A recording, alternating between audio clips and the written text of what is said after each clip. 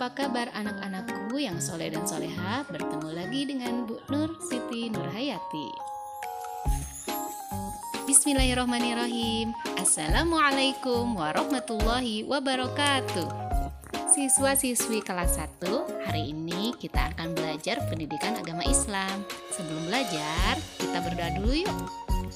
Raditu billahi robba wa bil islami dina wa bi muhammadin nabiyya wa rasula rabbi zidni ilman warzuqni fahman. Untuk materi hari ini kita akan belajar mengenai basmalah. Mengawali setiap kegiatan dengan membaca basmalah. Yuk kita simak tayangan berikut ini. Bismillahirrahmanirrahim.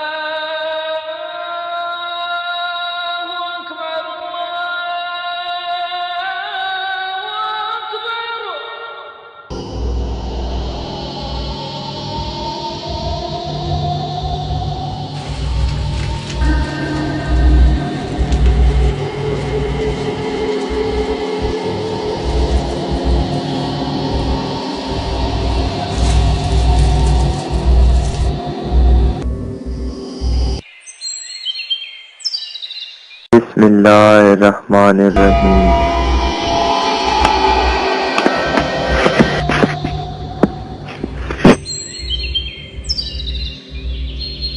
Bismillahirrahmanirrahim.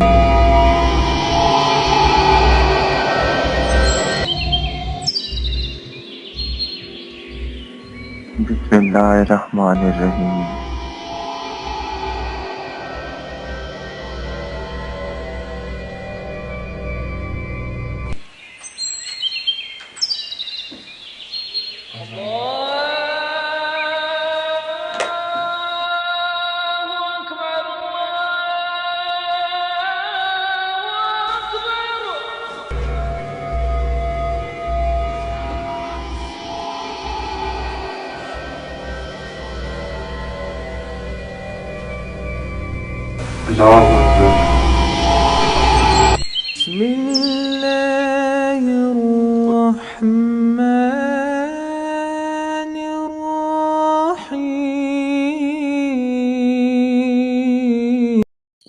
Berikut keutamaan dari membaca basmalah. 10 khasiat basmalah. Yang kami maksud khasiat basmalah adalah keutamaan basmalah. Berikut beberapa keutamaan kalimat basmalah. Pertama, pembukaan Al-Quran. Allah Ta'ala membuka kitabnya yang paling agung, yaitu Al-Quran, dengan lafadz basmalah. Demikian pula, semua surat dalam Al-Quran diawali dengan basmalah, kecuali surat At-Taubah. Kedua, Rasulullah SAW mengawali surat yang beliau kirim ke raja-raja untuk mengajak mereka masuk Islam dengan lafadz basmalah. Seperti surat yang beliau kirim ke Raja Heraklius. Ketiga, basmalah merupakan isi surat yang dikirim oleh Nabi Sulaiman alaihi salatu wassalam kepada Ratu Saba yang ketika itu masih menyembah matahari.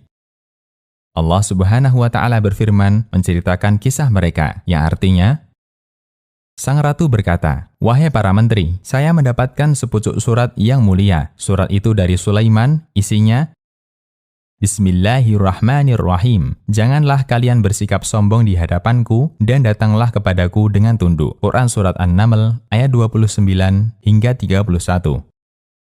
Keempat, bacaan basmalah menjadi pemula untuk berbagai bentuk ibadah seperti wudhu atau mandi dan tayamum menurut pendapat sebagian ulama. Dari Abu Hurairah radhiyallahu anhu, Nabi Shallallahu alaihi wasallam bersabda, yang artinya, tidak ada wudhu bagi orang yang tidak menyebut nama Allah atau membaca basmalah. Hadis riwayat Abu Daud dan disahihkan Al-Albani. Kelima, perlindungan dari setan ketika makan. Orang yang makan atau minum dengan didahului membaca basmalah sebelumnya, maka setan tidak mampu untuk turut memakannya. Dari Aisyah radhiyallahu anha, Rasulullah shallallahu alaihi wasallam bersabda, apabila salah seorang di antara kalian makan, maka hendaknya ia menyebut nama Allah Ta'ala. Jika ia lupa untuk menyebut nama Allah Ta'ala di awal, hendaklah ia mengucapkan Bismillahi awwalahu wa akhirahu, dengan nama Allah pada awal dan akhirnya. Hadis riwayat Abu Daud, At-Tirmidzi, dan disahihkan Al-Albani. Keenam, penjagaan dari gangguan setan ketika berhubungan badan.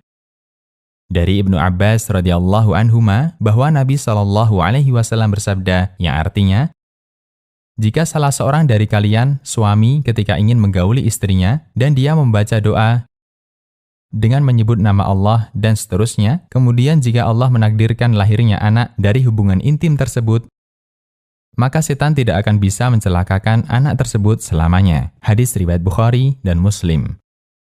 Ketujuh, penghalang antara pandangan jin dan aurat manusia. Kita tidak bisa melihat jin, namun jin bisa melihat kita dalam semua keadaan. Tidak segan-segan, jin yang kurang bertanggung jawab juga akan melihat kita dalam posisi ketika tidak berbusana. Untuk menanggulangi hal ini, Rasulullah Shallallahu alaihi wasallam mengajarkan agar ketika buka pakaian kita tidak lupa membaca basmalah.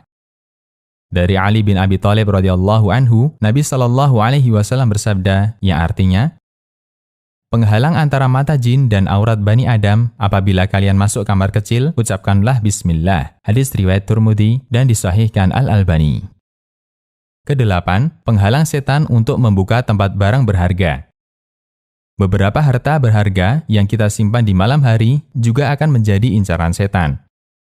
Dia berusaha mengganggu kita dengan mengotori makanan atau mengambil barang berharga itu. Untuk mengatasi hal ini, Rasulullah Shallallahu alaihi wasallam mengajarkan umatnya agar ketika menutup semua makanan dengan membaca basmalah. Rasulullah Shallallahu alaihi wasallam bersabda, yang artinya, tutuplah bejana, ikatlah geribah atau tempat menyimpan air yang terbuat dari kulit, tutuplah pintu, matikanlah lentera atau lampu api, karena sesungguhnya setan tidak mampu membuka geribah yang terikat, tidak dapat membuka pintu, dan tidak juga dapat menyingkap bejana yang tertutup. Bila engkau tidak mendapatkan tutup kecuali hanya dengan melintangkan di atas bejananya sebatang ranting dan menyebut nama Allah, hendaknya dia lakukan. Hadis riwayat Muslim. Kesembilan, menghalangi setan menginap di dalam rumah. Bacaan basmalah diucapkan ketika masuk rumah bisa menjadi penghalang bagi setan untuk ikut memasukinya atau menginap di dalamnya. Dari Jabir bin Abdullah radhiyallahu anhuma, Nabi Shallallahu alaihi wasallam bersabda, jika seseorang masuk ke rumahnya dan dia mengingat nama Allah ketika masuk dan ketika makan, maka setan akan berteriak, tidak ada tempat menginap bagi kalian dan tidak ada makan malam. Namun jika dia tidak mengingat Allah ketika masuk, maka setan mengatakan, kalian mendapatkan tempat menginap, dan jika dia tidak mengingat nama Allah ketika makan, maka setan mengundang temannya, kalian mendapat jatah menginap dan makan malam. Hadis riwayat Muslim. Kesepuluh, menjadi syarat halalnya hewan sembelihan. Orang yang menyembelih binatang dengan menyebut basmalah, hewan sembelihannya bisa menjadi halal.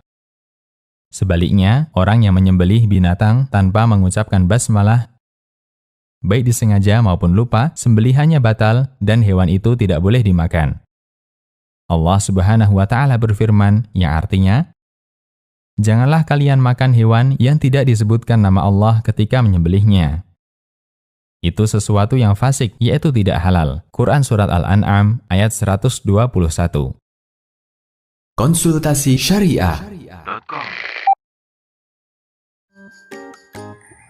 Wah, Masya Allah ya, ternyata membaca basmalah sebelum kita melakukan kegiatan banyak sekali hikmah dan manfaatnya agar kita terlindungi dari godaan setan. Yuk, setiap kegiatan kita awali dengan basmalah. Akhir kata, subhanakallahumma wa bihamdika asyhadu an la ilaha illa anta astaghfiruka wa atubu ilaik. Wassalamualaikum warahmatullahi wabarakatuh. Sampai bertemu kembali pada pembelajaran berikutnya.